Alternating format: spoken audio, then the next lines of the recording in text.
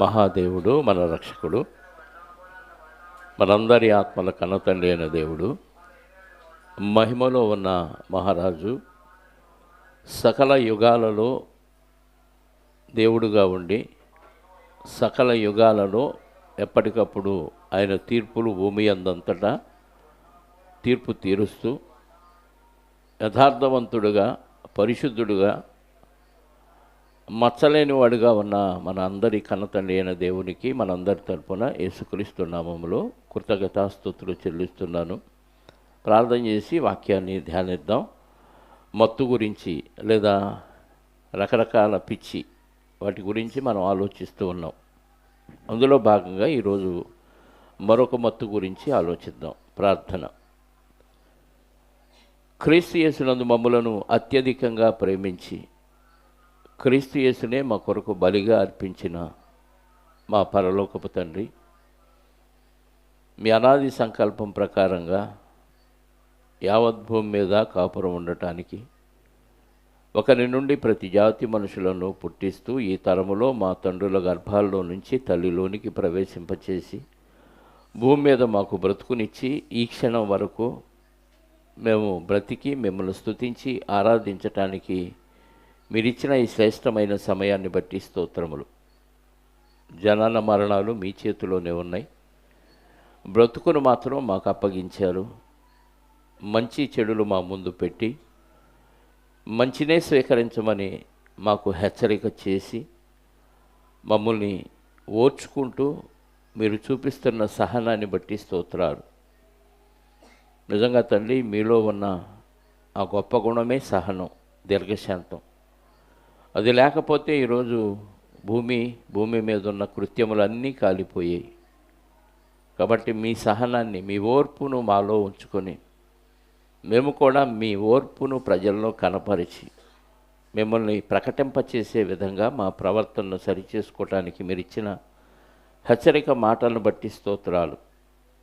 ఇదిగోనైనా ఇంకా కొన్ని మత్తులలో మేమంతా మునిగి ఉండగా ఆ మత్తు నుండి మేల్కొని మత్తు వదిలించుకొని మీ చిత్తాన్ని నెరవేరుస్తూ మీ కొరకు బ్రతికే బలమైన సాధనాలుగా మేము తీర్చబడటానికి కావలసిన వాక్యాన్ని మాకు అనుగ్రహించమని, దీనికి గాను నాలో ఉన్న పరిశుద్ధాత్ముని సహకారాన్ని పూర్తిగా నాకు అనుగ్రహించి మీ పిల్లలకు కూడా వినగలిగే చెవులు, గ్రహించగలిగే హృదయాన్ని ప్రసాదించమని మా రక్షకుడు, మా పాప విమోచకుడైన క్రీస్తు యేసు యొక్క సమాధానం కలిగిన నామములో ప్రార్థించి అడిగి వేడుకొనిచున్నాను పరలోకపు తండ్రి. ఆమేన్. చేరువచ్చిన మీ అందరికీ ప్రభు అయిన క్రీస్తు నామములో శుభాలు, వందనాలు. ఈరోజు మనం ఆలోచించబోయేది దురభిమానపు మత్తు. దురభిమానపు మత్తు. ఈ పదం విన్నారు ఎక్కడన్నా? దురభిమానం. అభిమానం తెలుసు మనకి. దురభిమానం అంటే అభిమానానికి విరుద్ధమైన అభిమానం. అంటే అభిమానించాలి, కానీ అభిమానించవలసిన దానికంటే ఎక్కువగా మరొక దాన్ని అభిమానించటమే దురభిమానం. ఇది పాపం. ఇంగ్లీష్లో విల్ఫుల్ సిన్స్ అని ఉంది. మరొక పదం ఏంటంటే సిన్స్ ఆఫ్ ప్రైడ్, అంటే గర్వంతో చేసే పాపం. ఇది లోకంలో పుష్కలంగా ఉంది. కుటుంబాలను ప్రేమించవలసిన కుటుంబ యజమానులు, కుటుంబంలో భర్తను ప్రేమించి భర్తను అభిమానించవలసిన భార్యలు, పిల్లలను అభిమానించవలసిన తల్లిదండ్రులు భర్త కంటే, భార్య కంటే, పిల్లల కంటే ఎక్కువగా లోకంలో రాజకీయ నాయకుల్ని అభిమానిస్తూ రాజకీయ నాయకుల కోసం గొడవలకు పోయి తగాదాలు పెట్టుకొని ఇతరులతో కుటుంబాలను పాడు చేసుకుంటూ జైలు పాలైన వారు ఉన్నారు. కొన్ని గ్రామాల్లో అయితే ఊరంతా 2 భాగాలుగా విడిపోయింది. ఒక భాగం ఒక పార్టీ, ఒక భాగం మరొక పార్టీ. ఈ భాగానికి వీళ్ళ అభిమానులు, ఆ భాగానికి వాళ్ళ అభిమానులు. ఇలా అభిమానులుగా రాజకీయ నాయకులకు ఉండి వీళ్ళెవరో వాళ్ళకు తెలియదు, కానీ వీళ్ళు వీరాభిమానం పెంచుకుంటారు. పెంచుకొని వీళ్ళు ఒక్క చోట కలిసి ఉండవలసిన వాళ్ళు కొట్టుకు చచ్చిపోతారు. చివరికి జైలు పాలయ్యి పిల్లల్ని భార్యల్ని అనాథలు చేసుకుంటున్న వాళ్ళు చాలామంది ఉన్నారు. ఈ అభిమానం పీక్ స్థాయికి వెళ్ళిపోయింది ఈరోజు. ఒక రాజకీయ నాయకుల విషయంలోనే కాదండి, సినిమా యాక్టర్ల విషయంలో కూడా. వీడి అభిమాని వీడిని గొప్పగా పొగుడుతాడు, ఆడభిమాని ఆయన గొప్పగా పొగుడుతాడు. ఒకళ్ళనొకళ్ళు పొగుడుకుంటున్నప్పుడు ఈయన ఆ అభిమాన్ని తిడతాడు, అతను ఈ అభిమాన్ని తిడతాడు. ఇద్దరు కలిసి కొట్టుకొని గొడవలు పడతారు. ఒకే చోట ఉంటున్నవారు, అంతకుముందు ఫ్రెండ్సే, అంతకుముందు ఇరుగు పొరుగు వారే. కానీ ఈ అభిమానం పెంచుకోవటం వల్ల ఏమైంది, ఇద్దరికి గొడవలు అయిపోయి పడని వారు ఉన్నారు. ఇందులో అన్నదమ్ములుగా కలిసి ఉన్నవారు కూడా ఈ అభిమానం వలన, దురభిమానం వలన గొడవలు పడి విడిపోయిన వాళ్ళు చాలామంది ఉన్నారండి. సొంత అన్నదమ్ములే విడిపోయి ఒక పార్టీ ఒకళ్ళు, ఒక పార్టీ ఒకళ్ళు, ఒక హీరోని ఒకళ్ళు ప్రేమిస్తూ అభిమానిస్తూ విడిపోయిన వాళ్ళు మనం సమాజంలో చూస్తున్నాం. అది క్రికెట్ ప్లేయర్ల విషయంలో కానీ, సినిమా యాక్టర్ల విషయంలో కానీ, రాజకీయ నాయకుల విషయంలో కానీ అనవసరమైన అభిమానాన్ని పెంచుకొని దురభిమాన పాపములో పడిపోతున్నారు. ఆల్రెడీ పాపులే. ఇది క్రైస్తవ్యంలో ఉండటం కూడా దౌర్భాగ్యం. క్రైస్తవ్యంలో కూడా దురభిమానపు మత్తు ఉంది. ఈ మత్తులో ఉన్నవాడికి గిల్లినా గిచ్చినా ఏం అర్థం కాదు క్రైస్తవ్యంలో. ఎందుకంటే దేవుడు సర్వాన్ని మనకిచ్చాడు. దేవుడు లేకుండా ఈరోజు మనకు బ్రతుకు లేదు, మనుగడ లేదు, ఈ శరీరం లేదు, ఈ జీవితం లేదు, ఈ ఆరోగ్యం లేదు, ఈ పని చేయగలిగే సామర్థ్యం, తెలివితేటలు కూడా మనకు లేవు. ఇవన్నీ ఇచ్చింది దేవుడే. దేవుడిచ్చినప్పుడు దేవునికి ఖచ్చితంగా మనం రుణపడి ఉన్నామన్న విషయాన్ని మనం జ్ఞాపకం చేసుకుంటే, క్రైస్తవులుగా మారిన వారి గురించి దేవుడు తప్ప మిగతా దేన్ని మనం ఎక్కువగా అభిమానించం. ఒక పూట భోజనం పెడితేనో, ఏదన్నా గిఫ్ట్ కొనిస్తేనో, లేకపోతే ఇంకేదో చేస్తేనే కృతజ్ఞత కలిగి ఉంటాం. అలాంటిది ఈ బ్రతుకిచ్చి, లోకంలో మనకు ఆరోగ్యం ఇచ్చి, ఆయుష్కాలం ఇచ్చి, తినటానికి ఇన్నిచ్చిన దేవుడిని విడిచిపెట్టి దేన్ని ఎక్కువగా ప్రేమిస్తాం? దేవుడి కంటే ఎక్కువగా దేన్ని ప్రేమించినా, దేన్ని అభిమానించినా అది ఖచ్చితంగా దురభిమానపు పాపమే అవుతుంది. దేవుడు ఆనాడు ఇశ్రాయేలుకి ఇచ్చిన ఆజ్ఞ మనకు తెలుసు. నిర్గమాకాండం 20వ అధ్యాయంలో ఏమిచ్చాడు ఒకసారి చూడండి. నిర్గమాకాండం 20వ అధ్యాయము 2వ వచనం నుండి, నీ దేవుడైన యెహోవాను నేను నీ దాసుల గృహమైన ఐగుప్తులో నుండి నిన్ను వెలుపలికి రప్పించి తిని, నేను తప్ప వేరొక దేవుడి స్థానంలో ఇంకెవరిని పెట్టకూడదు. నేనే దేవుడిగా ఉండాలి. నేను తప్ప వేరొక దేవుడు నీకు ఉండకూడదు. పైన ఆకాశం అందే కానీ, కింద భూమి అందే కానీ, భూమి కింద నీళ్ల ఎందే కానీ దేని రూపమునైనను విగ్రహమునైనను నీవు చేసుకొనకూడదు, వాటికి సాగిల పడకూడదు. అంటే దేవుడి పేరుతో ఏమీ చేయకూడదు అంటే చేయకూడదు. కనపడే వస్తువుల్లో దేన్ని ఇది దేవుడు అంటానికి లేదు. ఎందుకంటే అవి క్షయమైపోయాయి. దేవుడు అంటే శాశ్వతంగా ఉండేవాడు, నాశనం అయిపోయేవాడు కాడు. మరి నాశనం అయిపోయే వస్తువుల్లో దేవుడిని చేసుకొని ఇది దేవుడు అని అంటే ఎలా చెల్లింది? కుక్క బొమ్మ చేసి మా నాన్న అంటే, ఒక ఆడకొక్క బొమ్మ చేసి మా అమ్మ అంటే ఊరుకుంటుంది. అమ్మ కుక్కను కొట్టినట్టు కొడతారా? మరి దేవుణ్ణి చేసుకొని ఇది దేవుడు అంటే దానికి ఏముంది? దైవత్వం. కాబట్టి దేవుడు అన్నీ చేసి ఈ పేరు మీద ఇంక దేవుని దేవుడుగా మీరు భావించొద్దు అన్నప్పుడు, ఈరోజు తల్లి దేవుడు, తండ్రి దేవుడు, గురువు దేవుడు, ఇంటికి వచ్చిన అతిథి దేవుడు, ఇలా దేవుళ్ళు అయిపోయారు. వ్యాపారస్తులకైతే కస్టమరు దేవుళ్ళు, రాజకీయ నాయకులకైతే ఓటరు దేవుళ్ళు. దేవుడిని చీపుగా చేసేసారు. ఇక కొత్త నిబంధనకు వచ్చేసరికి యేసుక్రీస్తు వారు ఏమన్నారు తెలుసా? మత్తయి సువార్త 10వ అధ్యాయము 37వ వచనం చూడండి ప్రియులారా. మత్తయి సువార్త 10వ అధ్యాయము 37వ వచనం. నీ తండ్రినైనను తల్లినైనను నాకంటే ఎక్కువగా ప్రేమించువాడు అనగా అభిమానించువాడు నాకు పాత్రుడు కాడు. కుమారునైనను కుమార్తెనైనను నాకంటే ఎక్కువగా ప్రేమించువాడు నాకు పాత్రుడు కాడు. చాలమ్మ. అంటే దేన్ని ఎక్కువగా ప్రేమించకూడదు, దేన్ని ఎక్కువగా అభిమానించకూడదు? తల్లిని, తండ్రిని, కుమారుణ్ణి, కుమార్తెను, భార్యని, భర్తని, ఎవరినైనా దేవుడి కంటే ఎక్కువగా ప్రేమించకూడదు. మనకి విశ్రాకులో మనకి ఇష్టమైన పదార్థాలు అన్నీ పెట్టారు, ముందుకు ఏది తినాలనిపించింది చెప్పండి? అన్నిట్లోకి ఏది ఇష్టమో అదే తినాలనిపించిందా?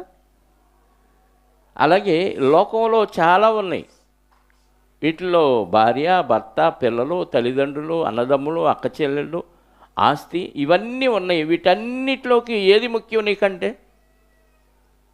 చెప్పండి, ఏది ముఖ్యం అంటే? దేవుడు ముఖ్యం, తర్వాతే ఇవన్నీ అనే ఆలోచన విధానంతో ఉన్నవారు ఎవరున్నారు? దేవుడు లాస్ట్ కదా. లోకంలో సామెత కూడా ఏముంది? తల్లి, తండ్రి, గురువు, 4వ ప్లేస్ ఆ దేవుడికి. ఫస్ట్ ప్రైజు, సెకండ్ ప్రైజ్ ఉంటుంది, మహా ఉంటే థర్డ్ ప్రైజ్ ఉంటుంది. 4th ప్రైజ్ ఉంటుందా? అందరు బాధపడతారని మనం సండే స్కూల్ పిల్లలకి, చిన్న పిల్లలకు కూడా గిఫ్ట్లు ఇస్తాం. అలా పార్టిసిపేట్ చేసిన వాళ్ళందరికీ గిఫ్ట్లు ఇస్తాం, వాళ్ళు బాధపడకుండా ఉంటాను. 4th ప్రైజులు ఉండవు, ఉంటే 1, 2, 3. తల్లి మొదటంట, తండ్రి 2 అంట, గురువు 3 అంట, లాస్ట్లో 4 దేవుడా. దేవుడేం కోరుకుంటున్నాడు?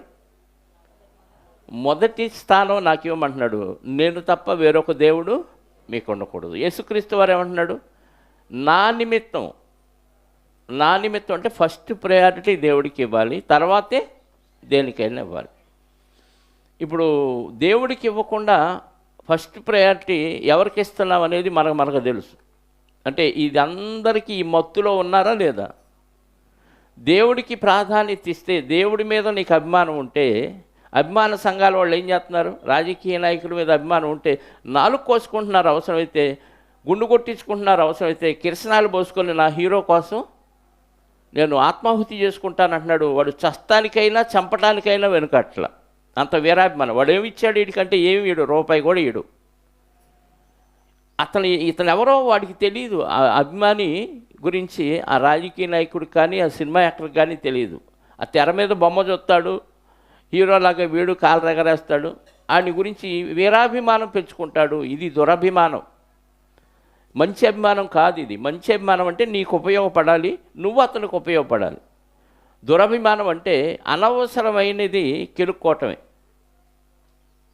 లోకంలో జరుగుతుంది ఇదే కదా, దురభిమాన పాపం. చిన్నపిల్లలు, యవ్వనస్తులు ఆ మత్తులో పడిపోయి వాళ్ళ జీవితాలని నాశనం చేసుకుంటున్నాడు. వాడు ఎవడో హీరో కోసం, అతను ఎవడో రాజకీయ నాయకుడి కోసం నీ జీవితాన్ని ఎందుకు పాడు చేసుకుంటావు? వాళ్ళు ఏమన్నా ఇస్తారా?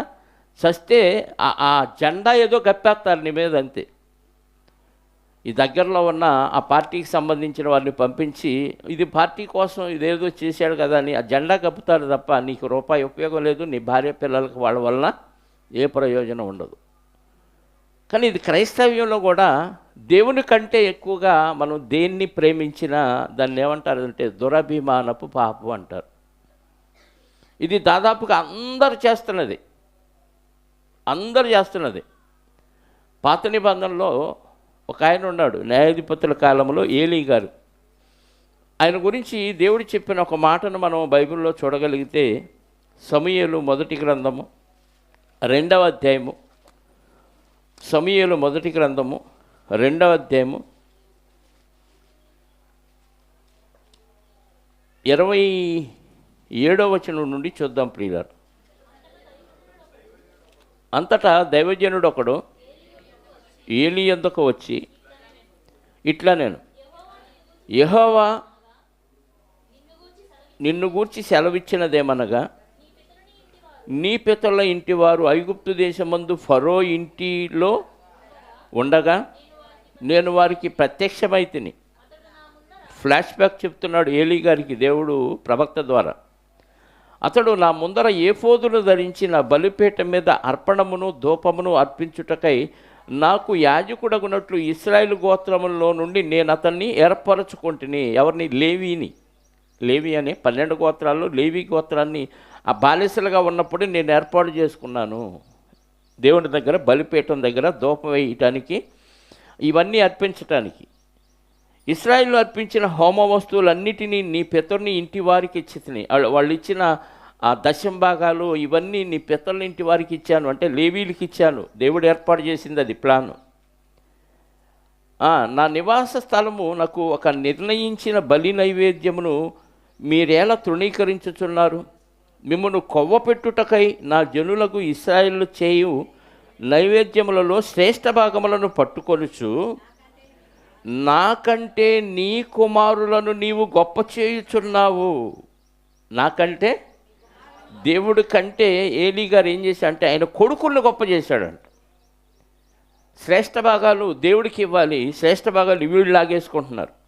దూడను బలిచ్చినా ఏది ఇచ్చినా నైవేద్యం చేసినా దేవుడికి చెల్లించి ఈవేళ తీసుకోమన్నదే వీళ్ళు తీసుకోవాలి. దేవుడికి ఇవ్వకుండా అన్నీ వీళ్ళే నొక్కేస్తున్నారు. శ్రేష్ఠ భాగాలన్నీ వీళ్ళే నొక్కేస్తుంటే తండ్రిగా ప్రధాన యాజకుడిగా ఉన్న ఏలీ గారు పిల్లల్ని గద్దించాల్సింది పోయి వాళ్ళని ఏమంటలా. గొప్ప చేయటం అంటే ఏంట్రా మీరు ఇలా చేస్తున్నారని అడగాల్సిన అవసరం లేదు. తప్పు అని ఖండిస్తే చాలు దేవుడిని గొప్ప చేసినట్టే. కానీ ఆ పని చేయలే, సైలెంట్గా ఉన్నాడు. అంటే దేవుడి కంటే ఎక్కువగా వీళ్ళు దేవుడి స్థానాన్ని కూడా ఆక్రమించేస్తే ఏలీ గారు సైలెంట్గా ఉండటాన్ని బట్టి దేవుడి కోపం వచ్చింది. అంటే ఏలీ గారు దురభిమాన పాపంలో పడిపోయాడు. కొడుకుల విషయంలో వాళ్ళు నొచ్చుకుంటారేమో, పిల్లలు బాధపడతారేమో అని గద్దించకుండా ఉండటం దురభిమాన పాపం. దేవుని విషయంలో తప్పు చేస్తున్నప్పుడు ఖచ్చితంగా దైవజనుడిగా గద్దించాలి. వాక్యం తెలిసిన వారిగా మనం గద్దించాలి.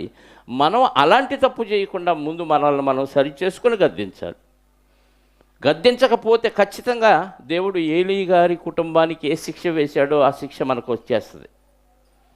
ఇప్పుడు ఏం అంటలేదు కదా దేవుడు, గద్దించకపోయినా ఏం జరగదు కదా అనుకుంటే భయంకరమైన ప్రమాదంలో పడిపోతాము. ఇది దురభిమాన పాపం. అంటే బుద్ధిపూర్వకంగా గర్వంతో చేసే తప్పిది. రొటీన్గా పాపాలు చేస్తూ ఉంటాం, ఆజ్ఞ అతిక్రమమే పాపం. అందులో దేవుడి స్థానంలో ఎవరిని పెట్టి దేవుడి కంటే ఎక్కువగా నువ్వు ఎవరిని అభిమానించినా అది ఘోరమైన పాపం అయింది. నీ పాపాన్ని రెట్టింపు చేసింది. ఈ పాపం ఏం చేసిందో తెలుసా? నువ్వు చేస్తున్న పాపాలని డబల్ చేసిద్ది. మండుతున్న అగ్ని మీద ఇంకా ఆయిల్ పోస్తే ఏమైంది? మంట ఎలా పెరిగిద్దో ఈ పాపం అలాగే ఉంటుంది. ఇది మనకు తెలియకుండా చేస్తున్న పాపం తెలుసా? ఇది పాపం అన్న విషయం కూడా మనకు అర్థం కాదు, ఎవరో చెప్పరు ఇలాంటి విషయాలు. ఇది ఘోరమైన పాపం. నీ పాపాన్ని రెట్టింపు చేసింది. ఏది పాపం వడ్డీలు పెరుగుతుంటే ఏమంటారు? పాపం పెరిగినట్టుగా పెరిగిపోతుంది అంటాం వడ్డీలు. అలా పెరిగిపోయింది ఇది. అలా పెరిగిపోయిందని మనకు దావీదు గారు చెప్పారు. ఏలీ గారు ఈ పిల్లల్ని గొప్ప చేశాడంట. నాకంటే నీ కుమారులను నీవు గొప్ప చేయుచున్నావు. నీ ఇంటి వారును నీ పితరుని ఇంటి వారును నా సన్నిధిని యాజకత్వము జరిగించుదని యెహోవా ఆజ్ఞ ఇచ్చి ఉన్నను. ఇప్పుడు అది నా మనస్సుకు కేవలము ప్రతికూలమైనని ఇశ్రాయేలు దేవుడైన యెహోవా సెలవిచ్చుచున్నాడు. కావున యెహోవాకు ఏదనగా నన్ను ఘనపరచు వారిని నేను ఘనపరచదను, నన్ను అభిమానించే వారిని నేను అభిమానిస్తాను, నన్ను తృణీకరించే వారిని నేను తృణీకారమందుదురు. ఆలకించుము, రాగల దినముల్లో నీ బలమును నీ పితరుని ఇంటి వారి బలమును నేను తక్కువ చేతును. నీ ఇంట ముసలివాడు ఒక్కడునూ లేకపోవును.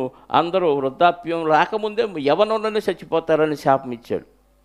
యెహోవా ఇశ్రాయేలుకు చేయదలసిన మేలు విషయంలో నా నివాస స్థలమునకు అపాయము కలుగా నీవు చూతువు. ఎప్పటికీ నీ ఇంట ముసలివాడు ఉండడు. నా బలిపీఠమునొద్ద ఎవడునూ ఉండకుండా నేను అందరినీ నశింపచేయక విడుచువాడును గనుక అది నీ కన్నులు క్షీణించుటకును నీవు దుఃఖము చేత క్షయమగుటకును సాధనమగును.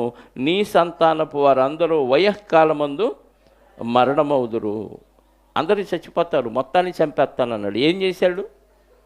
దురభిమాన పాపం. దేవుడి స్థానంలో కొడుకులను పెట్టి కొడుకులను గొప్ప చేశాడంట.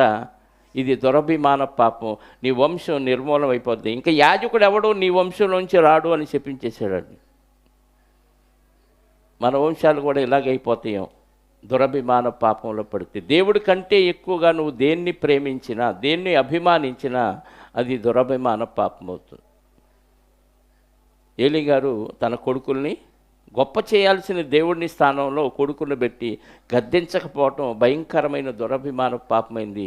ఏమైంది? వంశం మొత్తం ఏమైంది? నిర్మూలం అయిపోయింది. దావీదు గారి కాలంలో చాలా పర్ఫెక్ట్గా బతికాడు. బత్షెబా విషయంలో తప్ప దావీదు గారు ఇంకే విషయాల్లో తప్పు చేయలేదని దేవుడే సర్టిఫికేట్ ఇచ్చాడు. అలాంటి దావీదు గారు కూడా ఒకానొక సమయంలో ఒక కీర్తనలో తన ప్రార్థన దేవుడికి తెలియచేస్తూ ఒక మాట అన్నాడు. 19వ కీర్తన గ్రంథం 19వ అధ్యాయము 13వ వచనం. కీర్తన గ్రంథం 19వ అధ్యాయము 13వ వచనం. దురభిమానపు పాపములో పడకుండా ఏమంటున్నాడు? నేను నీకంటే ఎక్కువగా ఎవరికైనా స్థానం ఇస్తానేమో, నీకంటే ఎక్కువగా ఎవరినైనా అభిమానిస్తానేమో, నన్ను ఆపై అంటున్నాడు. నా వల్ల కావట్లేదు. దేవుడి సహాయాన్ని కోరుకుంటున్నాడు. దురభిమాన పాపంలో పడకుండా అంటే నువ్వు దేవుడి కంటే ఎక్కువగా దేన్ని ప్రేమిస్తావో, ఒకవేళ బలహీనతగా నువ్వు ప్రేమిస్తుంటే, అభిమానిస్తుంటే, నాకు ఆ అభిమానం నుంచి తప్పించుకోవటం రావట్లేదు, నీ సహాయం నాకు ఇవ్వు అని అడుగుతున్నాడు. నన్ను ఆపుము, నీ సేవకుణ్ణి ఆపుము. ఎందుకు ఆపమంటున్నాడంటే, వాటిని నన్ను అంటే ఈ దురభిమాన పాపం ఏం చేసింది? నిన్నేలిద్ది, అది నిన్ను శాసించింది. నువ్వు భార్యను దేవుని కంటే ఎక్కువగా అభిమానించావు అనుకో, భార్య నిన్ను కట్టిపడేసిద్ది. దేవుడు లేడు, ఏం లేడు, ఇవాళ వెళ్ళకపోతే ఏమైద్దిలే, ఏం పర్లేదు, నాకు ఒంట్లో బాగాలేదు, నువ్వు ఆగిపో అంటది. అయ్యగారు ఏమైనా ప్రేమించాడు కదా, ఏమైపోతాడు? అప్పుడు అడిగి అవనికి ఏమని, మా ఆవిడికి బాగలేదన్న, అందుకే రాలేదంటాడు. అంటే దురభిమాన పాపంలో పడటం వల్ల ఆవిడ నిన్ను ఏలింది, దాంతో నువ్వు దేవుడిని పక్కన పెట్టి ఏం చేసావు? ఆగిపోయావు. తెలియట్లా ఇది మనకు దురభిమాన పాపం. మనకేమనిపించింది అంటే, ఆవిడికి బాగోకపోతే కూడా వెళ్ళాలా దేవుడి దగ్గరికి, దేవుడి పనికి వెళ్ళాలా, తప్పే ఉంది, భార్యకి బాగోనప్పుడు మరి ఉండాలి కదా, చూసుకోవాలి కదా అనిపించింది. అంటే ఇది పాపం అనే విషయం కూడా మనకు అర్థం కాదు, అది నిన్ను ఏళ్తుందన్న విషయం కూడా నీకు అర్థం కాదు. దావీదు గారికి అర్థమైంది ఏమని, అది నన్ను ఏలనీయొద్దు. ఎందుకంటే దానికి అలవాటు పడిపోతే ఇది పాపం అన్న విషయం మనకు తెలియదు, అది మనల్ని ఏళ్తుంది, అది నీ చేత పని చేస్తుంది, నీకు ఆర్డర్ వేస్తుంది, ఇది నువ్వు చేయాలి. దేవుడి పని అది చేయకపోయినా పర్లేదు, శాసిస్తుంది నిన్ను, పని నిన్ను శాసిస్తుంది. పని నిన్ను శాసిస్తే బానిసలాగా అది చెప్పినట్టు చేస్తున్నావంటే నువ్వు దురభిమానపు మత్తులో ఉండిపోయావని అర్థం. ఆ మత్తు నుంచి నీ వల్ల కావట్లేదు వదిలించుకోవటం, అయితే దేవుడి సహాయాన్ని అడుగు. దావీదు గారు అది చేశాడు. దురభిమాన పాపంలో పడకుండా నీ సేవకుని ఆపుము. నీ వల్ల కానప్పుడు దేవుడి సహాయం కోరుకో, తప్పే ఉంది. ఆయన ఆపుతానంటున్నాడు, సహాయం చేస్తానంటున్నాడు కదా. అలా చేయకపోవటం వల్ల ఏమవుతుందంటే అది నిన్ను ఏలును. అప్పుడు నేను యథార్థవంతుడనై ఏం చేయకుండా, అధిక ద్రోహము చేయకుండా నిందారహితుడనగుదును. అంటే దురభిమాన పాపంలో పడితే ద్రోహానికి మించి అధిక ద్రోహం చేస్తామా? అసలు ఆల్రెడీ దేవుడికి కాకుండా నువ్వు చేసేదే ద్రోహం. దేవుడి స్థానాన్ని మరొకరికి ఇచ్చినప్పుడే ద్రోహం చేశావు. ఆ దురభిమాన పాపంలో పడిపోతే, అది నిన్ను ఏలే స్థితిలోకి నువ్వు వస్తే ఏమైపోతుందంట? అధిక అంటే ద్రోహం డెవలప్ అవుతుందా? వడ్డీ పెరిగినట్టు పెరిగిద్దా? పెరిగిద్దంట. అధిక ద్రోహము చేయకుండా అది నిన్ను నిందారహితుడనగును. అంటే నేను దురభిమాన పాపంలో పడితే అది నన్ను నేలిద్ది, అది నన్ను నేలితే నేను ఇంకా ఎక్కువ ద్రోహం చేసిన వాడిని అవుతాను. కాబట్టి అలా దురభిమాన పాపంలో పడకుండా నీ సేవకుని ఆపు అంటున్నాడు. చాలామందికి పక్షపాతం ఉంటుంది కదా, చాలామందికి పక్షపాతం ఉంటుంది. మా వాళ్ళు బయట వాళ్ళు, మా కులం వాళ్ళు బయట కులం వాళ్ళు, మా జాతోడు బయట జాతోడు, మా ఇంటి పేరుటోడు బయట ఇంటి పేరుటోడు, నా బంధువులు నా రక్త సంబంధులు. ఇది ఖచ్చితంగా ప్రతి మనిషిలో ఉండే భయంకరమైన దురభిమాన పాపం. ఇది న్యాయాధిపతులకు ఉందనుకో, అంటే తీర్పు తీర్చే వాళ్ళ దగ్గర ఉందనుకో, తీర్పు తీర్చే వాళ్ళ దగ్గర ఉందనుకో, వాళ్ళు అన్యాయం చేసే అవకాశం ఉంది. అంటే దురభిమాన పాపంలో పడితే నువ్వు అవతల వాడికి న్యాయం సరిగ్గా చేయలేవు. న్యాయం చేస్తున్నావా లేదనేది నీకు దేవుడికి తెలుసు. కానీ ఈ దురభిమాన పాపంలో ఉన్నవాడికి న్యాయం తీర్చడం తెలియదు. ఎందుకంటే వాడు మత్తులో ఉండిపోతారు. ఏం మత్తు? డబ్బు కోసం లంచం తీసుకొని న్యాయాన్ని అన్యాయంగా తిప్పేయచ్చు, అన్యాయాన్ని న్యాయంగా తిప్పేయచ్చు. వీళ్ళు అదే చేశారు. ఏలీ గారి కుమారులు కూడా అదే చేశారు. శ్రేష్టమైన పదార్థాలు తీసుకోవటం కాక అర్పించడానికి వచ్చిన స్త్రీలతో అకర్మ సంబంధాలు పెట్టుకున్నారు. న్యాయాన్ని అన్యాయంగా తిప్పేస్తూ వాళ్ళు భయంకరులుగా మారిపోయారు. అందుకే ధర్మశాస్త్రంలో దేవుడు ఒక మాట రాయించాడు. లేవీకాండం 19వ అధ్యాయము 15వ వచనం. లేవీకాండం 19వ అధ్యాయము 15వ వచనం. అన్యాయపు తీర్పు తీర్చకూడదు, పేదవాడని పక్షపాతము చేయకూడదు, గొప్పవాడని అభిమానం చూపకూడదు. గొప్పవాడని వాడి మీద అభిమానం, పేదవాడని దురభిమానం చూపితే ఏమైంది? పక్షపాతం చూపితే ఏమైంది? అది దురభిమానం అవుతుంది. అంటే నువ్వు గొప్పవాడిని ఒకలాగా పేదవాడిని ఒకలాగా చూస్తున్నావని దేవుడు ఖచ్చితంగా నీ మీద తీర్పు తీరుస్తాడు. నువ్వు అన్యాయపు తీర్పు తీర్చావు కాబట్టి ఇది కూడా దురభిమాన పాపమే. అంటే ఒకరినొకలాగా చూడకూడదు.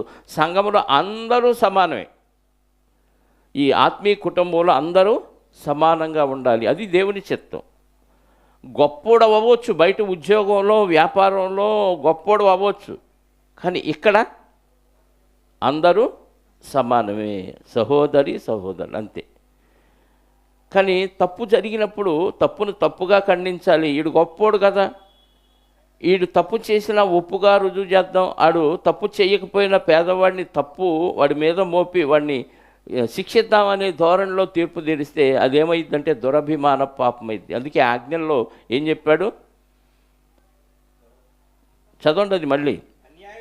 అన్యాయపు తీర్పు తీర్చకూడదు, పేదవాడని పక్షపాతము చేయకూడదు, గొప్పవాడని అభిమానము చూపకూడదు. న్యాయమును బట్టి నీ పొరుగు వారికి తీర్పు తీర్చవలను. న్యాయం ఏదైతే వాక్యానుసారంగా అదే తీర్చు. ఇందులో ఎలాంటి రాజీ లేదు. తమ్ముడు తనవాడైనా ధర్మం. ఈ విషయంలో నేను పర్ఫెక్ట్గానే ఉన్నాను ఇప్పటి వరకు. అపార్థం చేసుకుంటే ఇంకా వాళ్ళ కర్మ. నేను ఇంట్లో వాళ్ళకి చెబుతానా చెప్పను అనేది ఇంట్లో వాళ్ళకి తెలుసు, అందరికీ తెలుసు. చెప్పను అనుకుంటే నీ భ్రమ. నీ ముందు చెప్పినప్పుడే చెప్పినట్టుగా భావిస్తే అది నీ దురభిప్రాయమే అవుతుంది. ఎందుకంటే బయట వాళ్ళని సరిచేసే ఆలోచన వాడికి ఇంట్లో వాళ్ళని బాగు చేసి పరలోకానికి తీసుకెళ్లాలనే ఆలోచన ఉండదా? ఒకరిని గద్దిస్తున్నాను, ఒకరిని తప్పు చేస్తున్నప్పుడు ఖండిస్తున్నానంటే అర్థం ఏంటంటే నువ్వు నరకానికి పోకుండా పరలోకం రానాయనని సరిచేయటానికే. గద్దించటం ఖండించటం అనేది నిన్ను బాగు చేయటానికే తప్ప ద్వేషంతో చేస్తే అది దురభిమాన పాపమే. ఇది బయట వాళ్ళని సరైన దారిలో పెట్టాలనే ఆలోచనతో వాక్యంతో గద్దించినప్పుడు ఇంట్లో వాళ్ళని గద్దించకుండా నువ్వు నరకానికి పోయినా పర్లేదు, వాళ్ళు మాత్రం పరలోకం వెళ్ళాలంటే అది ఎక్కడ న్యాయం అయ్యిద్ది? అది అన్యాయపు తీర్పు అయ్యిద్ది. అలాంటి తీర్పు తీరిస్తే అది దురభిమాన పాపమే అవుతుంది. కాబట్టి తీర్పు తీర్చే విషయంలో ఖచ్చితంగా తన భేదం ఉండకూడదు. అందరికీ సమానమైన తీర్పే తీర్చాలి. ఎందుకంటే దీనివల్ల నువ్వు నరకానికి పోతావు సరిగ్గా లేకపోతే. ముందు సొంత వారిని కాపాడుకుంటూ బయట వాళ్ళని కూడా కాపాడాలి. అలా న్యాయం తీర్చినప్పుడే మంచి తీర్పు అవుతుంది. కానీ ఏలీ గారు ఏం చేశారు? సొంత కుమారుల్ని వెనకేసుకొచ్చి వాళ్ళు తప్పు చేసినా ఖండించకుండా ఉండటాన్ని బట్టి వాళ్ళు చెడిపోయారు. బయటోడు చెడిపోతే పర్వాలేదు, దేవుని సన్నిధిలో ఉండి దేవుని సేవ చేస్తూ ప్రజలకు దేవునికి మధ్యవర్తులుగా ఉండి యాజకత్వం చేస్తున్న యాజకులే చెడిపోతే ఏదో సామెత చెప్పినట్టు కంచె చేను మేస్తే గేదె చేను మేస్తే దూడ గట్టును మేసిద్దా? గేదె ఎక్కడ ఉంటుందో దూడ కూడా అక్కడే ఉంటుంది. కాబట్టి పాలించేవాడు, న్యాయపు తీర్పు తీర్చేవాడు ఏమాత్రం పక్షపాతం లేకుండా తీర్చాలి.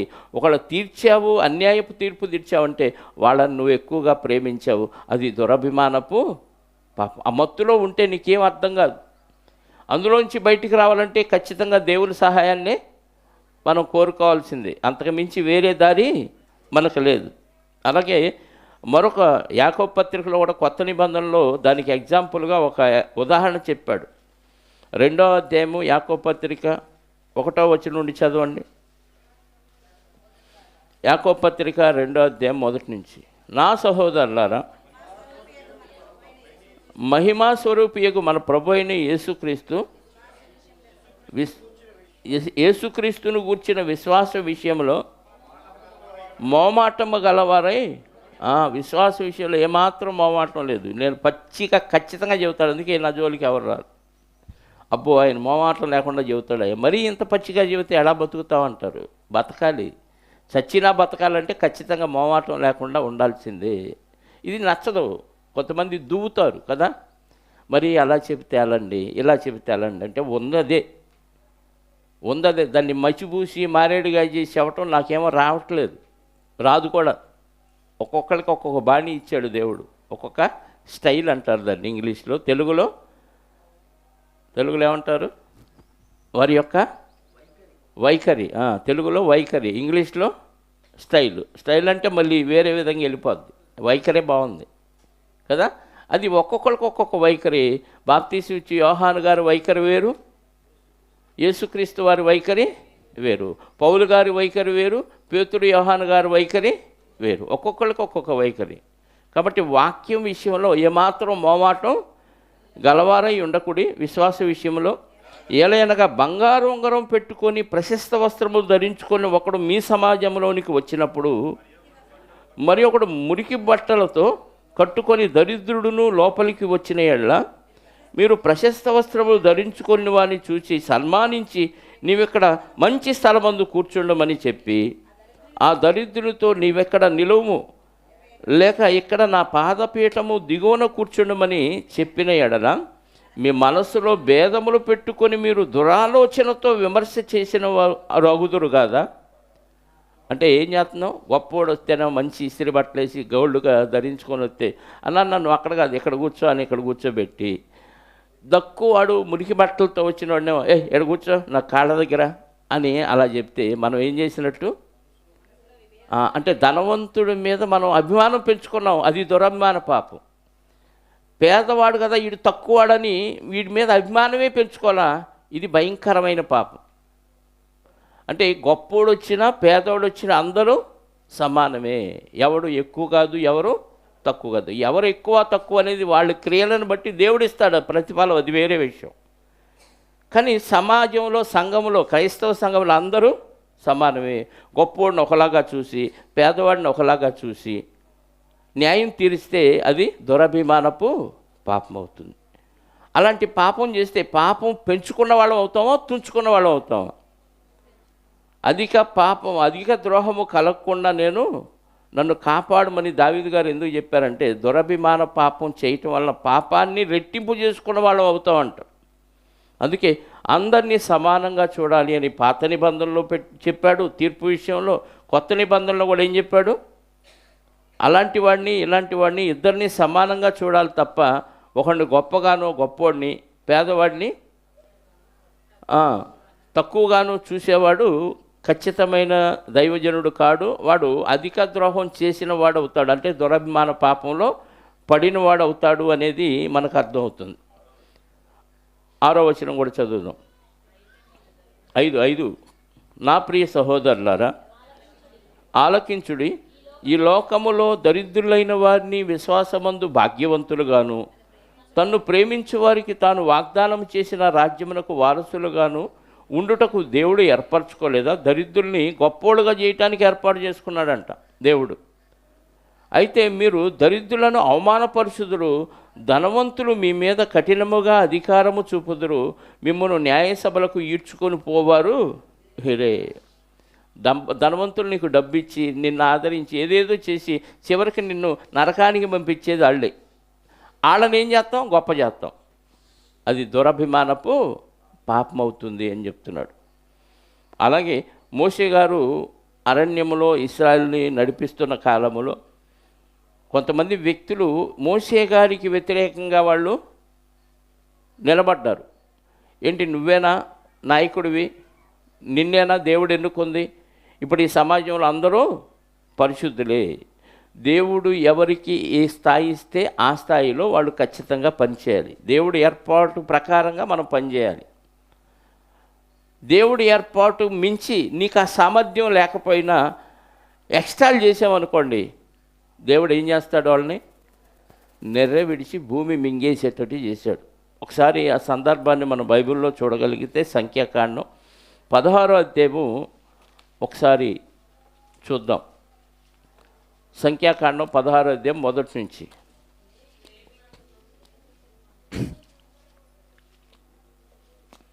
తీసిన వాళ్ళు ఎందుకు గొనుగుతారు? టకటక చదవచ్చు కదా. లేవికి మునుమనుడు కహాతు మనవడును ఇస్హారు కుమారుడును అగు కొరహు లేవి వంశస్థుడు. తర్వాత రూబేన్ అంటే ఇశ్రాయేలు యాకోబు యొక్క జ్యేష్ఠ కుమారుడు. రూబేనీయుల్లో ఏలియాబు కుమారులైన దాతాను అబీరాములను పెలోతు కుమారుడైన ఓనును యోచించుకొని ఇశ్రాయేలులో పేరు పొందిన సభికులను సమాజ ప్రధానులైన 250 మందితో మోషేకి ఎదురుగా లేచి, మోషే అహరోనులకు విరోధముగా పోగుపడి, మీతో మాకిక పని లేదు, ఈ సర్వ సమాజంలోనికి ప్రతివాడును పరిశుద్ధుడే, యెహోవా వారి మధ్య ఉన్నాడు, యెహోవా సంఘం మీద మిమ్మును మీరే ఎలా హెచ్చించుకొనుచున్నారు అనగా, మోషే ఆ మాట విని సాగిలపడెను. చాలమ్మ. ఏమన్నారు? ఐగుప్తు నుంచి తీసుకురావటానికి మొదలుపెట్టింది ఎవరు? మోషే గారు. దేవుడు ఏర్పాటు చేసుకుంది మోషే గారిని. కానీ సగం దాకా వచ్చిన తర్వాత వీళ్ళు ఎలా కనపడ్డారంటే వాళ్ళకి ఆయన ఏంటి గొప్ప చేసుకుంటున్నాడు, మనల్ని శాసిస్తున్నాడేంటి, మనల్ని ఖండిస్తున్నాడేంటి, మనకు రూల్స్ చెప్తాడేంటి, నువ్వు ఇలా ఉండు, అలా ఉండు, ఇలా ఉండకూడదు, అలా ఉండకూడదు అని మనల్ని శాసిస్తాడేంటి. ఎలా కనపడిందంటే హీరోయిజం లాగా కనపడింది వాళ్ళకి. అంటే తనంతట తానే తను తాను హెచ్చించుకొని మనల్ని రూల్ చేస్తున్నాడు అన్నట్టుగా అనిపించింది. నాయకుడిగా బాగు చేసేవాడిగా ఉన్న ఎవరికైనా అంతే అనిపించింది. ఒక మేస్త్రి కూలోళ్ళని బట్టి పనిచేస్తున్నప్పుడు ఏమనిపించింది? కూలోళ్ళ విషయంలో ఏమంటాడు? ఏయ్ సరిగ్గా చేయి, అది అలా చేయకు, ఇలా చేయకని అరుస్తాడు. లోకంలో ఉన్నవారు అరిసే విధానం వేరు, దేవునిలో ఉన్నవారు చెప్పే విధానం వేరు. లోకంలో ఉన్నవారు బూతులు కూడా తిడతారు పనివాళ్ళ విషయంలో. అప్పుడు అవతల వ్యక్తి తిరగబడితే, నువ్వేంట్రా నాకు చెప్పేదంటే, ఈ డబ్బులు ఇస్తాడు కాబట్టి కాస్త లోబడతాడు. కొంతమంది డబ్బులు ఇచ్చినా లోబడరు, తిరగబడతాడు. అట్లాంటి పనిలో నుంచే మేస్త్రి ఏం చేస్తాడు? తీసేస్తాడు. దేవుని విషయంలో అందరూ పరలోకం వెళ్ళాలనే ఉద్దేశంతో తప్పు జరుగుతున్నప్పుడు దైవజనుడిగా ఖచ్చితంగా ఏం చేయాలి? ఖండించాలి. నువ్వు తప్పు చేస్తున్నావని ఖండించాలి. అబ్బో ఆయన ఉతికారేస్తాడండి అనుకున్నారనుకోండి, ఉతికారెత్తే బట్టలు శుభ్రం అవుతాయా, మురికి అవుతాయా? మంచిదే కదా ఉతికారెత్తే. మురికైతే బట్టలు ఏం చేస్తాం? ఉతికారేసుకుంటాం, మంచిదే కదా. కానీ ఆ మంచి ఎలా కనపడిద్దంటే కొంతమందికి మనల్ని ఏదో చితకొట్టేస్తున్నాడు, తిడుతున్నాడు, అరుస్తున్నాడు, కేకలేస్తున్నాడు అన్నట్టుగా అనిపించి అలిగినోళ్ళు చాలామంది ఉన్నారు. అలిగింది కాక అసలు ఈయన దగ్గర అనవసరం అనిపోయి వేరే చోటకి వెళ్ళిపోయి వాళ్ళు కూడా పెత్తనం చేసి సంఘాలు ఏర్పాటు చేసుకున్న వాళ్ళు కూడా చాలామంది ఉన్నారు. కానీ ఏ సంఘం ఎదిగిన పరిస్థితి లేదు. కారణం ఏంటంటే ఇక్కడ ఏదైతే నేను చేస్తే అవతల వాళ్ళకు నొప్పి కలిగిందో రేపు వాళ్ళు కూడా ఏం చేయాలి? అక్కడ నలుగురిని మెయింటైన్ చేసి పని చేయించాలంటే ఏం చేయాలి? అవతల వాళ్ళ తప్పులు చెప్పాలా? అప్పుడు అనుభవం అయినప్పుడు అవతల వాళ్ళు కూడా ఇతనికి ఏం చేస్తారో తిరగబడతారు. ఇక్కడ అదే జరిగింది మోషే గారి విషయంలో. వీళ్ళకి ఎలా కనపడిందంటే పెత్తనం చేస్తున్నట్టుగా కనపడింది. అది పెత్తనం కాదు, మనకి సరిచేసి దేవుని సేవకు ఏర్పాటు చేయటం చేసే పని అది. దేవుడు ఏది చెప్పాడో అది చేస్తున్నాడు మోషే అహరోను గారు. మీరేనా పరిశుద్ధులు, మేము కూడా ఈ సర్వ సమాజంలో అందరూ పరిశుద్ధులని కొంతమందిని బ్యాచ్ని ఏర్పాటు చేసి వాళ్ళల్లో పురుగు తొలిసినట్టు వాళ్ళని తొలిసి వాళ్ళు ఏం చేశారంటే దురభిమాన పాపంలో పడిపోయారు. దేవుడు ఎంటర్ అయ్యాడు కాబట్టి ఆ సమయంలో దేవుడు తీర్పు తీర్చాడు, వాళ్ళని పంపించేశాడు. భూమిలో నెర్రి విడిచి భూమి మొత్తాన్ని మింగేసి కప్పేసింది. ఎవరు గొయ్యి తీయకుండానే భూమే తీసేసుకుంది, భూమే మింగేసింది, భూమే కప్పేసింది. దేవుడు ఎంటర్ అవ్వటానికి కారణం ఏంటంటే మోషే గారు వాళ్ళని ఎదిరించారు. అరే మీకేం తెలుసురా, దేవుడు నన్ను ఎన్నుకున్నాడు, దేవుడు పిలిచాడు. ఎక్కడో మిద్యాన్లో ఉన్నప్పుడు నేను అక్కడ నుంచి దేవుడు పిలిచి నా ఫ్యామిలీని వదిలేసి వచ్చి ఎంత కష్టపడితే నాకు ఎదురు తిరుగుతారా మీరు అనలేదు. వెంటనే మోషే గారు ఏం చేశారంటే అక్కడ చదవండి ఆ మాట. మోషే ఆ మాట విని సాగిలపడ్డాడు. అంటే తగ్గించుకొని దేవుని సన్నిధిలో ప్రాధేయపడ్డాడు. వీళ్ళేంటో ఇలా అంటున్నారయ్యా, వాళ్ళని క్షమించు అని వాళ్ళ పక్షంగా మోషే గారు దేవుని దగ్గర సాగిలపడ్డాడు. ఎదురు తిరగల వాళ్ళకి, వాళ్ళు దురభిమాన పాపంలో పడుతున్నారు. మోషే గారు సాగిలపడ్డాడు. మోషే గారు ఎదిరిస్తే దేవుడు ఎంటర్ అయ్యేవాడు కాదు.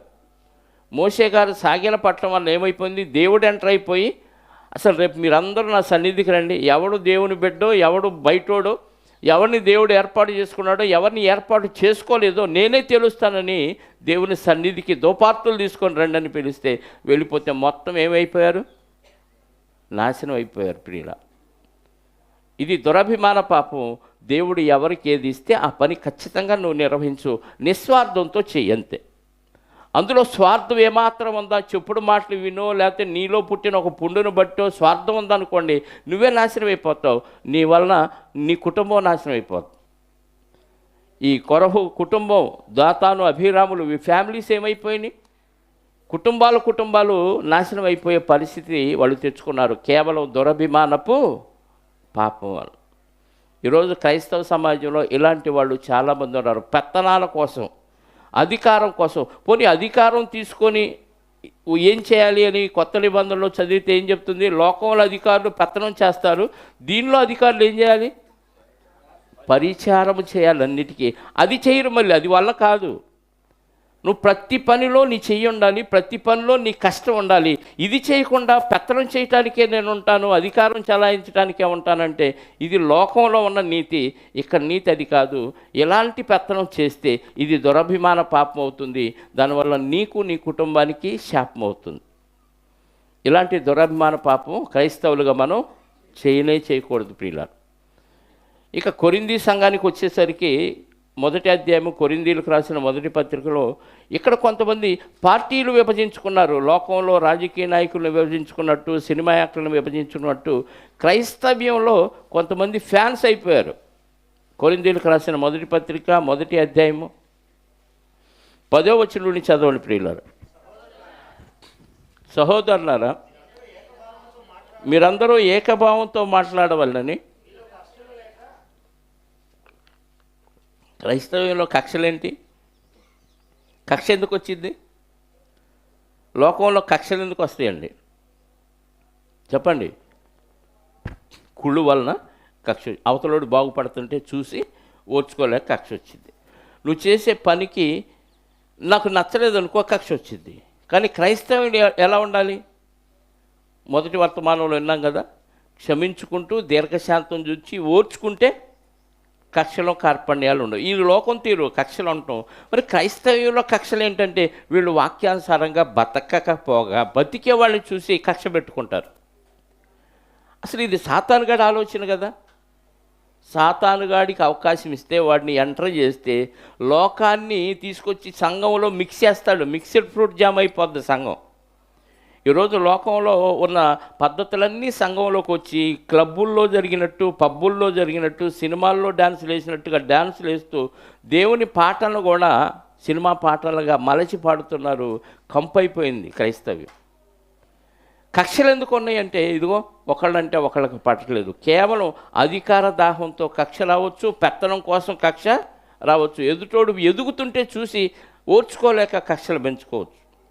అందుకే పౌలు గారు ఏం చెప్తున్నాడు, మీలో కక్షలు లేక ఏక మనస్సుతో ఏక తాత్పర్యంతోనూ మీరు సన్నద్ధులై ఉండవలనని మన ప్రభు అయిన యేసుక్రీస్తు వారి పేరిట మిమ్మల్ని వేడుకొనుచున్నాను. క్రీస్తు పేరుతో వేడుకుంటున్నాడు, ఇలా ఉండండి అయ్యా, అలా ఉండొద్దు అని. అసలు అలా ఉండటమే దౌర్భాగ్యం. ఏక తాత్పర్యం, ఏక మనస్సు కలిగి ఉండాలి, సన్నద్ధులుగా ఉండాలి, రెడీగా ఉండాలి. అందులో ఒకే అభిప్రాయం. ఆ అభిప్రాయం యేసుక్రీస్తుదై ఉండాలి. మన సొంత అభిప్రాయాలు అక్కడ పనికిరావు. ఏక తాత్పర్యము, ఏక మనస్సు కలిగి, ఏక భావము కలిగి సన్నద్ధులై ఉండాలని ప్రభు అయిన యేసుక్రీస్తు పేరిట మిమ్మల్ని వేడుకొనుచున్నాను.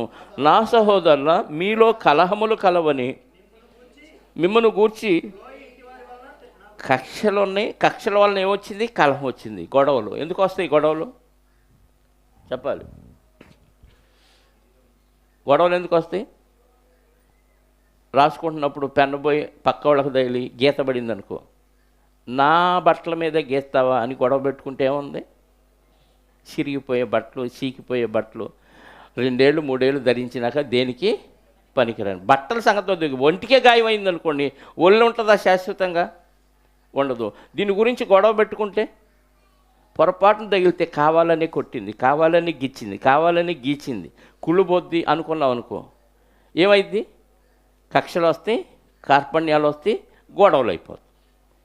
ఇది లోకం తీరు కదా. సంఘంలో ఎలా ఉండాలి? నిందించినా, దూషించినా, హింసించినా ఏం చేయాలి? మనం చేయమేంది, మాట్లాడరు. ఏం చేయాలి అంటే సైలెంట్గా ఉంటే ఏంటి అర్థం? ఓర్చుకోవాలా? సహించాలా? ఇప్పుడు ఎంత సైలెంట్గా ఉన్నారో అలా సైలెంట్గా ఉండండి కనీసం. మళ్ళీ సైలెంట్గా ఉండి ఉరిని చూడకూడదు. చూపులోనే చంపేసినంత పని చేస్తారు కొంతమంది. సైలెంట్గా ఉంటారు, నోరు మౌనంగా ఉంటుంది, కానీ చూపులతోనే గుచ్చి చంపేస్తూ ఉంటారు. అలాంటి చూపు కూడా ఉండదు. క్షమాగుణంతో ఉన్న దీనమైన దయ కలిగిన చూపు అయి ఉండాలి. మీలో కక్షలు ఉన్నాయి, మీలో కలహాలు ఉన్నాయని క్లోయ ఇంటి వారి వలన నాకు తెలియజేయబడింది. మీలో ఒకడు నేను పౌలు వాడను, నేను అపోల్లో వాడను, మరి ఒకడు నేను కేఫా వాడను, ఇంకొకడు నేను క్రీస్తు వాడనని చెప్పుకొనిచున్నారని నా తాత్పర్యం అంటున్నాడు. అంటే ఒక్కొక్కళ్ళు ఫ్యాన్స్ అయిపోయారు. బోధకుల్లో ఒకళ్ళు పౌలు గారి బోధకుడు అభిమాని, ఒకళ్ళేమో పేతురు గారి అభిమాని, ఇంకోళ్ళేమో అపోల్లో యొక్క అభిమాని. ఫ్యాన్స్ అయిపోయారు. సినిమా యాక్టర్లకి, రాజకీయ నాయకులకి ఎలాగైతే అభిమాన సంఘాలు ఉన్నాయో, ఇదిగో క్రైస్తవ్యంలో కూడా నేను పలానాయన బ్యాచ్, నేను పలానాయన. ఇక ఆయన ఆ మత్తులో మనం ఉండిపోయామనుకో, ఆ వ్యక్తి తప్పు చెప్పినా మనకు తప్పు అనిపించదు. అర్థమైందా? గౌరవించటం వేరు, వీరాభిమానం వేరు. వీరాభిమానం ఏం చేసిందంటే బట్టలు చింపుకుంటుంది, నాలుగు కోసుకుంటుంది, అవసరమైతే కిరసనాలు పోసి ఒళ్ళు తగలబెట్టుకుంటుంది. ఇది మూర్ఖ అభిమానం, అదే దురభిమానం. కానీ నిజమైన అభిమానం ప్రేమిస్తుంది, అవసరాన్ని బట్టి అవతల వాళ్ళకి సహాయం చేస్తుంది. ఇది దేవుడు చూపించిన ప్రేమ. దురభిమానం వేరు, అభిమానం వేరు.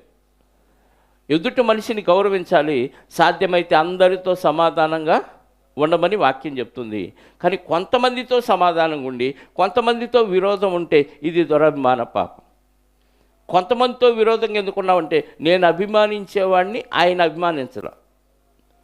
నేను పలానా ఓ వ్యక్తి ఫ్యాన్స్ అయిపోయాను అనుకోండి, ఇక ఆ వ్యక్తి ఏం చెప్పినా నాకు రైటే అనిపించింది, ఎందుకంటే ఆ వ్యక్తిని అభిమానించే. అది దురభిమాన పాపం. వ్యక్తుల్ని అభిమానించకూడదు, వ్యక్తుల్ని గౌరవించండి, తప్పులేదు. అలాని ద్వేషించమని చెప్పట్లేదు. అభిమానించవద్దు అంటే ద్వేషించమని కాదు. అక్కడ దేవుడి కంటే ఎక్కువగా అభిమానించకూడదు, వాక్యము కంటే ఎక్కువగా అతన్ని ప్రేమించకూడదు. తప్పు చెబితే తప్పు అని అడగండి, తప్పు లేదు, ఇది ఇలా ఉంది, మీరు ఇలా చెప్పారని తప్పు అని అడగవచ్చు ఎవరినైనా. కానీ దురాలోచనతో అడగకూడదు, కక్షతో అడగకూడదు. లేదు తప్పు చెప్పినా అయ్యగారు చెప్తే రైటే అని మూర్ఖంగా నమ్మేసామనుకోండి, అది దురభిమాన పాపమైంది. అలా ఈరోజు కొంతమంది బ్యాచీలకి అతుక్కుపోయారు. కొంతమంది బోధకులకి అంటుకట్టబడి ఉన్నాడు. ఈయన పలానాయన ఫ్యాన్స్, ఈయన పలానాయన ఫ్యాన్స్, ఈయన పలానాయన ఫ్యాన్స్. పౌలు గారు నిస్వార్థంతో సేవ చేస్తున్నాడు కాబట్టి ఆయన అంటున్నాడు, ఎవరు నేనేమన్నా సిలువ వేయబడ్డానా? నీకోసం నేనేమన్నా చచ్చిపోయానా? నా ద్వారా నీకేమన్నా పాపక్షమాపణ వచ్చిద్దా? ప్రభు ద్వారా కదా నీకు వచ్చింది పాపక్షమాపణ, ప్రభు ద్వారా కదా నువ్వు రక్షించబడ్డావు. మరి నా ఫ్యాన్స్ ఎలా అవుతావురా నువ్వు? పేతురు గారి ఫ్యాన్స్ ఎలా అవుతావు? అపోల్లో ఫ్యాన్స్ ఎలా అవుతావు అని కింద వివరణ ఇచ్చాడు పౌలు గారు. క్రీస్తు ఏమన్నా విడగొట్టబడ్డా? పౌలు మీ కొరకు సిలువ వేయబడి ఉన్నాడా? లేదా పౌలు నామంలో బాప్తీసం పొందితే నీకు పాపక్షమాపణ లభించిందా? నా నామమున మీరు ఎవడైనా బాప్తీసం పొందితనని ఎవడైనా చెప్పకుండానట్లు క్రిస్కునకును గాయునకును తప్ప మరి ఎవరికి నేను బాప్తీసం ఇవ్వలేదు. అందుకై దేవునికి కృతజ్ఞతాస్తుతులు. ఇది బాప్తీసం ఇస్తే కూడా పలానా ఆయన దగ్గర తీసుకున్నాను గొప్పగా చెప్పుకునే వాళ్ళు ఉన్నారు. నేను యోర్దాను నదిలో బాప్తీసం తీసుకున్నాను గొప్పగా, అంటే ఈయన దేవుని కంటే నీ కోసం ప్రాణం పెట్టిన ప్రభువు కంటే నదికి ఇచ్చావు ప్రాధాన్యత. నదిని ప్రాధాన్యత ఇవ్వటం వల్ల, నదిని ప్రేమించటం వల్ల నువ్వు నదికి విషయంలో దురభిమాన పాపంలో పడ్డావు. నేను పలాని బోధకుడి దగ్గర తీసుకున్నాను కాబట్టి ఆ బోధకుడిలో నుంచి నీకేమన్నా ప్రభావం వచ్చిందా? బోధకుడిలో ఏమీ లేదు. నీకోసం బలైపోయిన ప్రభువులో ఉంది. బోధకుడి మీద అభిమానం పెట్టుకుని ఆయన దగ్గర తీసుకున్నాను కాబట్టి గొప్ప అనుకుంటే అది దురభిమాన పాపమే. పౌలు వాడును, అపోల్లో వాడును, కేఫా వాడినని గొప్పలు చెప్పుకుంటే కేఫా ఏం చేశాడు? బలయ్యాడా? పౌలు గారు బలయ్యాడా నీకోసం? అపోల్లో గారు బలయ్యారా? వ్యక్తుల్ని కాదు, వ్యక్తుల్ని ప్రేమించు, కానీ దేవుడి స్థానంలో వ్యక్తులు పెట్టి నువ్వు పాపం చేస్తున్నావు. దాని పేరే దురభిమాన పాపం. ఇది నిన్ను అధిక ద్రోహంలోకి తీసుకెళ్లే పరిస్థితిలోకి నడుస్తుంది. అధిక పాపం చేయటానికి ఇది కారణమవుతుంది. ప్రియులారా, యేసుక్రీస్తు వారు జీవించిన కాలంలో ఒక ఉపమానం చెప్పారు. లూకాసు వార్త 14వ అధ్యాయము ముగిస్తాను, 16వ వచనం నుండి చదువుదాం.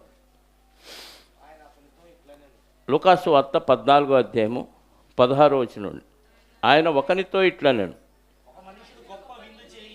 ఒక మనుష్యుడు గొప్ప విందు చేయించి అనేకులను పిలిచెను. విందు కాలమందు అతడు, ఇప్పుడు విందు రెడీ అయిపోయింది, భోజనం తయారు, రండని పిలువబడిన వారితో చెప్పుటకు తన దాసుని పంపాను. అయితే వారందరూ, అంటే అందరూ ఏం చెప్తున్నారు? నెపములు నెపము అంటే సాకు, ఆడలేక మధ్యలోడు అన్నట్టు సాకు ఎవరొకళ్ళ మీద నెట్టేయటం. విందు ప్రభు అయిన యేసుక్రీస్తు వారు మనందరికీ పరలోకం ఇవ్వటానికి బలైపోయిన ఒక గొర్రె. ఆ గొర్రె పిల్ల విందుకు మనల్ని పిలిచాడు దేవుడు. మనల్ని అంటే ముందుగా వాక్య ప్రకారంగా ఆలోచిస్తే, కాంటెక్స్ట్ ప్రకారంగా ఇశ్రాయేలీల్ని పిలిచాడు, యూదులు పిలిస్తే వాళ్ళు సాకులు చెప్పారు. ఈరోజు క్రైస్తవులుగా వాక్యము ద్వారా మనల్ని పిలిచిన, బాగుపడండి అని హెచ్చరించిన, ఆ విందును ఆరగించండి, మీ జీవితాలను బాగు చేసుకోండి అని పిలిచిన, మనం చెప్పే సాకులు ఇవి మ్యాచ్ అయినాయి. చూడండి, చదవండి. మొదటివాడు, నేను ఒక పొలమును కొని ఉన్నాను, అవశ్యముగా వెళ్ళి దాన్ని చూడవలను, నన్ను క్షమింపవాలని నిన్ను వేడుకొనుచున్న. ఎంత వినయంగా చెప్పాడండి. ఏమని? నన్ను క్షమించవాలని, అయ్యా దయచేసి నన్ను క్షమించు, ఎందుకంటే నేను పొలం కొన్నాను, పొలం చూడాలి. పొలం చూసినాక కొంటారా, కొన్నాక చూస్తారా? చెప్పండి. అన్నీ చూసి, మంచి చెడులు అన్నీ చూసి విచారించిన తర్వాత ఎలా కొనేది? ఆల్రెడీ కొనేసాడంట. కొన్న తర్వాత ఏం చేస్తున్నాడు? అబద్ధం చెప్పటం కూడా రాట్లా కదా. అబద్ధం చేస్తే ఎలా ఉండాలి? తడికిలాగా ఉండకూడదు, కాంక్రీట్ గోడలాగా ఉండాలి. వీడు పొలం కొనేసానని చెప్పాడు పొరపాటున. ఇప్పుడు ఆ పొలాన్ని చూడటానికి వెళ్ళాలి. నచ్చి సెట్ అయిద్దా? సెట్ కాదు. మనం చెప్పే సాకులు అయ్యి. ప్రార్థన ఉంది, వాక్యం ఉంది, పరిచర్య ఉంది, రండి అంటే ఏం చెబుతాం? చెప్పండి. వీడు చెప్పిందే చెబుతాం. దీన్ని ఏమంటారు? దేవుడి పని కంటే ఎక్కువగా నువ్వు దేన్ని ప్రేమించావు? నాకు పని ఉంది, నేను రాను. అబ్బా ఎంత ధైర్యం! కాళ్ళు చేతులు విరిచేస్తే దేవుడు, నాకు శాపాలు లేవు, బతికిపోతున్నారు, కనీసం చిటికిన వేలు ఏదో ఒకటి విరిగేటట్టు చేయ అని గారు ప్రార్థన చేసేవాడిని. ఒకసారి కాళ్ళు చేతులు విరిచేస్తే మరీ బాగోదులే అని. మనం చూసాం కదా ఇక్కడ యాక్సిడెంట్ ఐటీఐ కాలేజీ దగ్గర. నిష్కారణం, మంచి రూట్లో సరిగ్గా వెళుతున్నాడు, రాంగ్ రూట్లో వచ్చిన వ్యక్తి రైట్ రూట్లో వెళ్ళేవాడిని గుద్దితే చచ్చిపోయింది ఎవరు? రాంగ్ రూట్లో వచ్చిన వ్యక్తికి ఏం కాల, పెద్దగా ప్రాణాలు పోయింది సరైన రూట్లో వెళ్ళేవాడికి. అంటే మనం కరెక్ట్గా ఉన్నా ఎదుటోడు కరెక్టే, లేకపోతే నష్టం ఎవరికి? మనకే. అలాంటి నష్టం జరిగితే ఈ సాకులన్నీ ఏమైపోతాయి? చెప్పండి. ఇన్ని సాకులు చెప్తున్నావు దేవుని సన్నిధికి రావటానికి, దేవుని పని చేయటానికి. మరి ఆ సాకులన్నీ ఏమైపోతాయి? 190 పనులు ఉంటాయి. అన్ని అవయవాలు బాగుండి ఆరోగ్యం ఉంది కాబట్టి ఈ పనులన్నీ నీకు ఉన్నాయి. ఏ అవయవం బాగోపోయినా ఈ పనులన్నీ ఏమవుతాయి? చెప్పండి. ఈ పనులన్నీ ఎవరు చేస్తారు? నేను లేకపోతే ఎలా అంటే, ఏదో ఒక రోజు లేకపోయే రోజు వచ్చిద్దా రాదా? అది ఎప్పుడు వచ్చిద్దో ఎవరికి తెలియనప్పుడు మరి ఈ సాకులు నీకు పరలోకాన్ని ఇస్తాయా? భయంకరమైన దురభిమాన పాపం చేస్తున్నాం. ఆల్రెడీ సెటిల్ అయిపోయాం, బాగున్న తర్వాత కూడా 190 సాకులు చెప్తే ఈ సాకులు రేపు ప్రభు అడిగితే, అరే అదే నీకు పరలోకం ఇచ్చేది నేనా, నా పని ఇచ్చిద్దా ఆ పని ఇచ్చిద్దా అంటే ఆ పని ఇచ్చిద్ది అని చెప్పలేంగా. ఆ పని ఇవ్వటానికి, ఆ పని చేయటానికి నీకు శక్తి సామర్థ్యాలు ఇచ్చింది ఎవరు? దేవుడే కదా. మరి దేవుడిని పక్కన పెట్టి నువ్వు ఈ పనికి మాలిన వాటి కోసం, నీతో రాని వాటి కోసం నువ్వు ప్రాధాన్యతనిచ్చి దురభిమాన పాపంలో పడి అధిక ద్రోహం చేసి పాపాన్ని పెంచుకుంటున్నావంటే వాక్యం అర్థమైందా? పిలువబడిన వారంట, విందుకు పిలువబడిన వారు. పిలిచాడా? వాక్యంతో పిలిచాడు. వచ్చావా? వచ్చాము, విందు ఆరగించాము. వెళ్ళిపోయి ఏం చేస్తున్నాం? మళ్ళీ దురభిమాన పాపం. ఈ పని పక్కన పెట్టాం, ఆ పనే ముఖ్యం అన్నట్టుగా బతుకుతున్నాం. ఆ పని నీతో ఒకరోజు రాదు. ఆ పని వలన వచ్చిన డబ్బులు కూడా నీతో రావు. పొలం కొన్నాడంట, చూడటానికి వెళుతున్నాను, అయ్యా దయచేసి క్షమించు అని మనవి చేసుకొనిచున్నారు. ఎంత విధేయత! దురభిమాన పాపం చేయటానికి కూడా విధేయతతో చెప్తావా? అవును, విధేయతతోనే చెప్తాం. ఎందుకంటే మళ్ళీ అవతలవాడు నొచ్చుకోకూడదు. దేవుడు నొచ్చుకుంటున్నాడన్న విషయం మనకు అర్థం కావట్లేదు. చచ్చిన తర్వాత అర్థమైతే ప్రయోజనం ఏమి ఉండదు. ఏది వీటి కోసం నేను ఇంత ప్రయాసపడ్డానా, ఇంత కష్టపడ్డానా, దేవుని పనిని పక్కన పెట్టి నేనేంది ఇంత దౌర్భాగ్యం అయిపోయాను, వాక్యం విని కూడా చెడిపోయాను ఏంటి అని అనిపిస్తే ఏంటి అనుకుంటా క్వశ్చన్తోనే ఆ జీవితం అంతా నరకంలో గడిచిపోతూనే ఉంటుంది. ఎండింగ్ లేదు దానికి. మరొక వ్యక్తితో ఏమన్నాడు?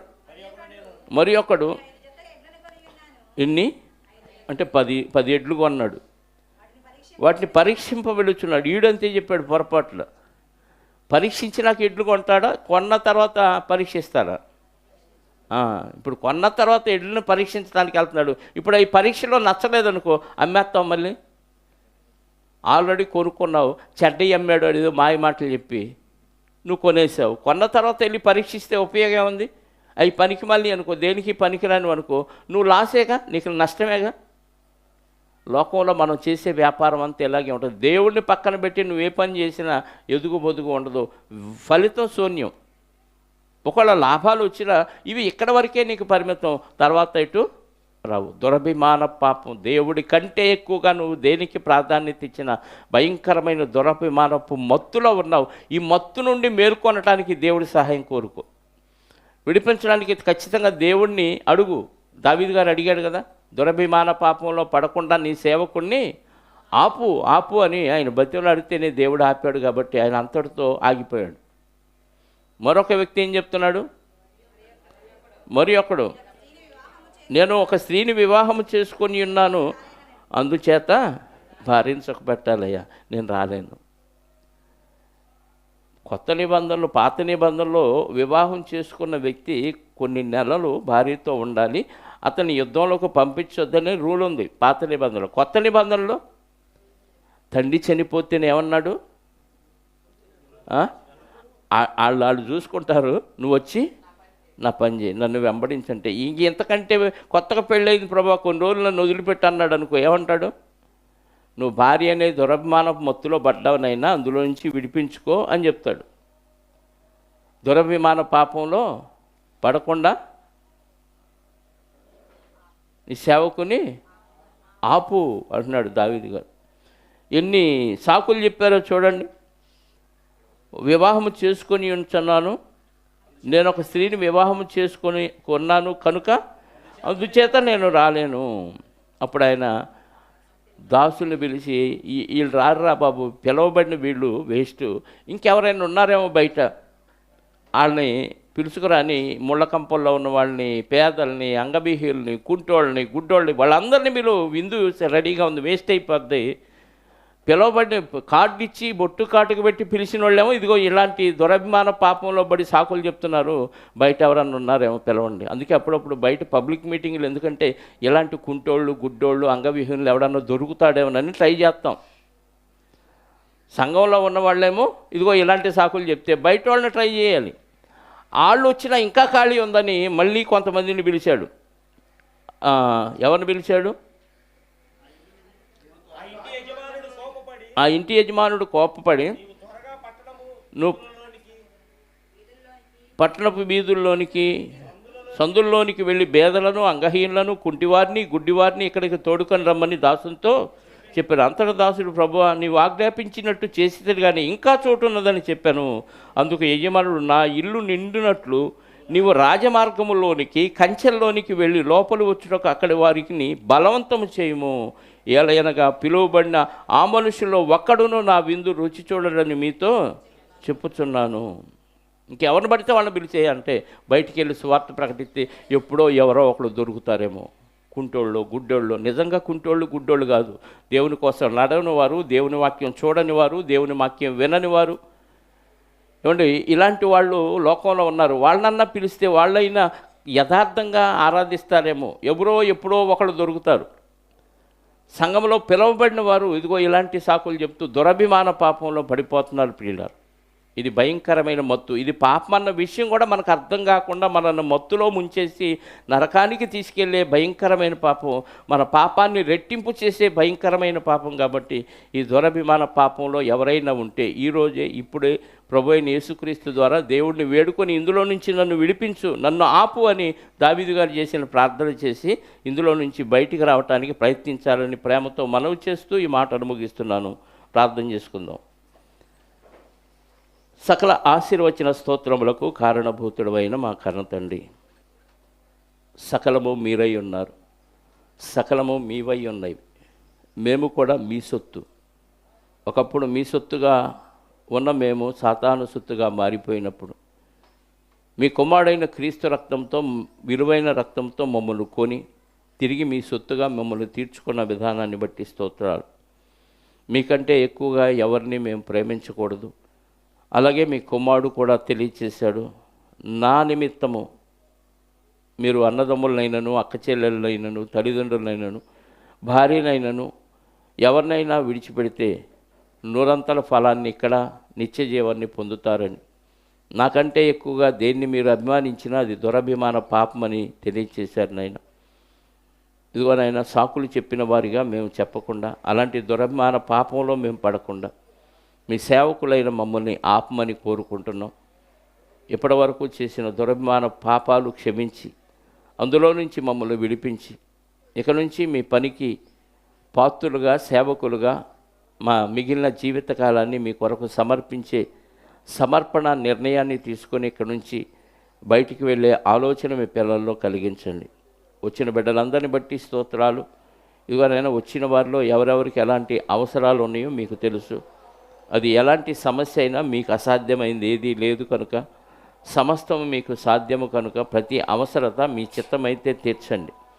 అలాగే వచ్చిన బిడ్డలందరినీ సురక్షితంగా వారి కుటుంబాలకు చేర్చి ఇక నుండి వారు దురభిమాన పాపంలో పడకుండా మీ సేవకులాగా వారందరినీ సిద్ధపరచమని కోరుకుంటూ మహిమ, ఘనత, ప్రభావాలు మా అందరి ద్వారా మీరే పొందుకొనమని మా రక్షకుడు, మా పాప విమోచకుడు నైన యేసుక్రీస్తు వారి యొక్క పరిశుద్ధమైన నామములో ప్రార్థించి అడిగి వేడుకొనిచున్నాను పరలోకపు తండ్రి, ఆమేన్. మనందరి కన్న తండ్రి అయిన దేవుని ప్రేమ, ఆయన ప్రియ కుమారుడైన యేసుక్రీస్తు వారి కృప, పరిశుద్ధాత్మ యొక్క అన్యోన్య సహవాసము ఇప్పుడు ఎల్లప్పుడూ సకల పరిశుద్ధులకు సదాకాలము తోడయుండి నడిపించునుగాక. ఆమేన్. అందరికీ యేసుక్రీస్తు నామములో శుభాలు, వందనాలు.